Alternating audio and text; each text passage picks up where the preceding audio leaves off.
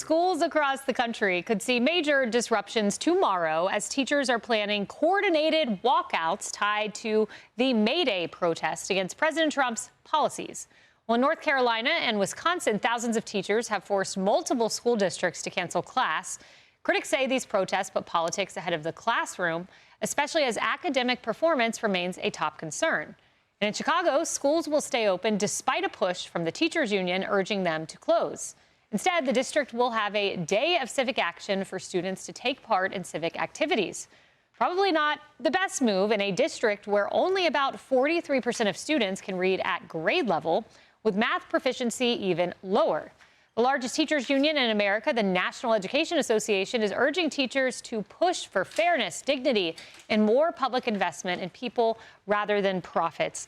You know, Emily, when I looked at the two reasons cited for the protest, it was immigration and tax. And I thought, OK, no tax on tips, no tax on overtime. What's the problem? Immigration. I was thinking of Sheridan Gorman, who was killed close to a college campus, Laken Riley on a run at a college campus. I think there'd be a little nuance in the viewpoints here. I think people would be hard-pressed to find one teacher or one student that can articulate with specificity a persuasive reason why they are protesting President Trump in those subjects and why. These students, it's one big extension of our A-block conversation. The indoctrination is real. And I posit that the flexibility with which our unions clearly and our school districts view attendance is in large part because of COVID. Because remember, it used to be that everyone saw that truancy and absence from actual studying was a direct correlation between failures in the subjects. Now the truancy is on the part of the institution. Anything goes. The draft, for God's sake, in Pittsburgh, and all of a sudden kids don't have to go to school. So I think that the problem is that the optional aspect of attendance, the meaningful connection with students and teachers, has just been obliterated when everything that we thought was important, which was attendance, low ratios of teachers to students, impact and investment of parents and involvement. I feel like, I don't know, are you agreeing with me or disagreeing with me? I'm just wondering when performance is going to be relevant and where merit is going to be relevant. Yeah. And I think the bigger issue for me is I don't mind a natural discourse of ideas, but there's a time and a place for it. And when we look at these students and some of the test scores that you put up on the screen, the performance is awful and the merit is not right. And so if teachers want to advance their careers and want to make more money, which I think all teachers should make more money, if the performance and the outcome of the students is better, as opposed to the civic discussion, there's a place for it. But walk out. When you talk about teachers making more money, it is ironic that this comes on the heels of a report that $1 billion went to political causes. And you'd think, oh, wow, if that money could have gone to raising teacher pay, maybe it would have made a difference, Arthel. And that's a good point, because I think what we should look at is the why.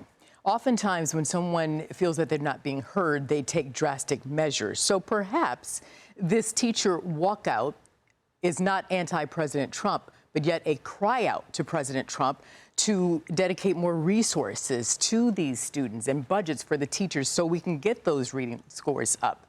Does that make any sense to you? No. That's not what they're doing. That doesn't make any sense? No, it's literally like a protest against the president. I mean, they've said it's run by the teachers unions, not by the teachers. And, you know, here's the problem. There is a big disconnect in schools between teachers who are good people. They are public servants who have a calling and they want to teach and they want to make kids' lives better. But in many of these states, they are beholden. They cannot teach unless they're members of teachers unions. And they have to give part of their salary to these very politicized entities who then donate billions of dollars to mostly Democrat causes and politicians. And that's the frustration. And there are a lot of teachers who understand, like, okay, so if we have the day off, it's International Workers' Day tomorrow. That's a communist holiday. That's what they're doing on May 1st. They are celebrating communism. So what are they going to do? These kids are going to stay home and smoke weed and play video games? Oh, that'll get the test scores up. I'm sure if they wanted to have conversations at school and they wanted to donate a block of time at school so people could talk about, you know, their visions for making society better, that might be a much better place to start. But I think we could even back the train up a little bit. Marcus is absolutely right. Teach people how to read and write. There are kids in AP English classes who cannot read, yet somehow they are in AP level classes and they are illiterate. So then how do we Something is- fix it? That's the point. How do we get those levels up, the proficiency I think it levels starts up? by, and Marcus, you were commenting on kids being in school during the break, keeping kids in school. Because as my frustration as White House press secretary was looking at places like Chicago and providing scientific peer-reviewed research that kids should be in school, and then COVID was used for many months thereafter into the Biden administration to keep kids out of school when there was no medical reason to do so. I said to you that I disagreed with your point. I didn't disagree that there needs to be a cry out from teachers, but I don't think it's at a federal level. If we look at the educational system, it is a local and state issue. And in the state of Illinois and in the city of Chicago, we have a fundamental problem. I'm from there. We have a fundamental problem with the focus on the teachers, with the focus on the training, with the focus on the performance and the merit. And instead, we're dealing with people saying, I want to walk out. I don't know that President Trump is going to be able to solve things universally. President Trump can't solve everything.